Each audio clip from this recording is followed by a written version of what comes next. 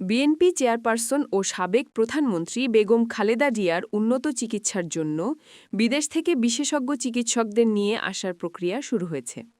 এর অংশ হিসেবে সুদূর যুক্তরাজ্য থেকে ঢাকায় এসে পৌঁছেছেন প্রখ্যাত চিকিৎসক রিচার্ড বিল।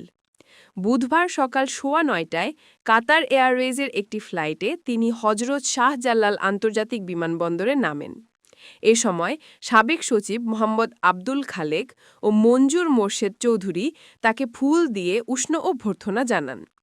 বিমানবন্দর থেকে তিনি সরাসরি এভারকেয়ার হাসপাতালে যান এবং সেখানে ডাক্তার AZM জাহিদ হোসেনের স্বাগত জানানোর পরপরই বেগম জিয়ার চিকিৎসার কাজে যুক্ত হয়ে পড়েন।